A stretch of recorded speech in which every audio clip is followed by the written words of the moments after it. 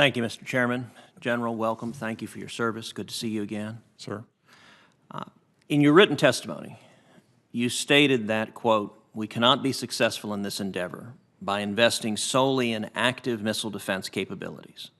We must strengthen and integrate all pillars of missile defense, including the capability to defeat adversary missiles before they launch."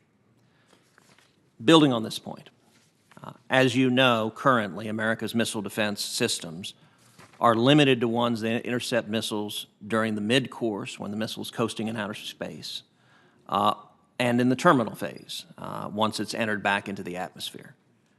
But the Missile Defense Agency has noted, quote, "Intercepting a missile in its boost phase is the ideal solution for a ballistic missile defense, since destroying a missile during this phase of its flight precludes the deployments of any countermeasures and also prevents the missile warhead from attaining the velocity necessary to reach its intended target. As you know, the greatest challenge in targeting during boost phase is that a missile is only in boost phase for a very few short minutes at the beginning of the flight.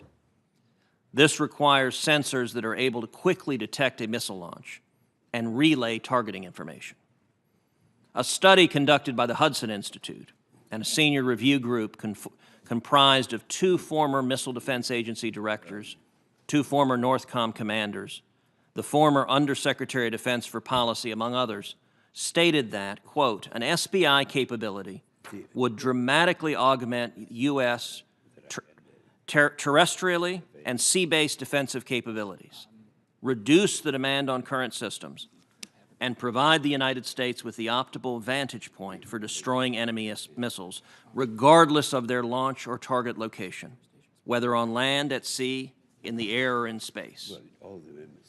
Given the metastasizing nuclear threat from North Korea, given Iran's relentless pursuit of nuclear weapons, the growing development of anti-access area denial capabilities in the Persian Gulf and the South China Sea, and great power competition in space, the case for urgently pursuing a space-based intercept capability has never been stronger.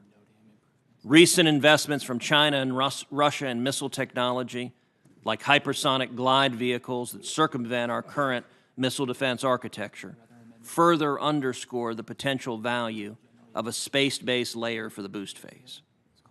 General, understanding that the MDR is forthcoming, can you share some of your views on the path forward for developing the architecture necessary to make boost phase defense a reality? So, as the Commander of STRATCOM, I've been on the record as supporting the requirement for boost phase intercept for the entire time I've been in command, and I've supported that for many years now.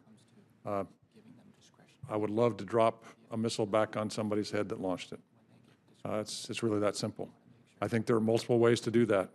I think the most important piece of the puzzle that you described is the sensor architecture that you need in order to target it. I'm a huge supporter of building space-based sensor elements to be able to target against all of those capabilities, as well as hypersonic capabilities, other capabilities in the boost phase to get after a number of those issues. The actual technical solution, I'm agnostic for. I've worked, in my past, I've worked space-based interceptor solution and space-based sensor solutions. I'm convinced that space-based sensors are absolutely required. I'm not convinced at this time that space-based interceptors are required, but the requirement is there. I will advocate for that requirement. I think there's technologies that we can talk about in a classified session that can meet that. I think space is an element of that overall architecture, but the most important thing is the requirement for boost phase and left of launch, and I think the Missile Defense Review will talk about that in more detail.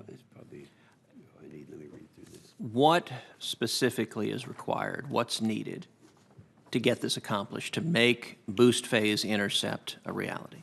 So I think that the department has to decide to integrate the number of different programs that are out there and come up with a point. I think the leadership in the department right now is the perfect leadership to do that. I know Dr. Mike Griffin. I know that he's looked at that technology in the past. He's only been in office now a few weeks, but that's been important to him for a long time. I think Secretary Lord, Secretary Shanahan, I think the Secretary of Defense support the boost phase construct.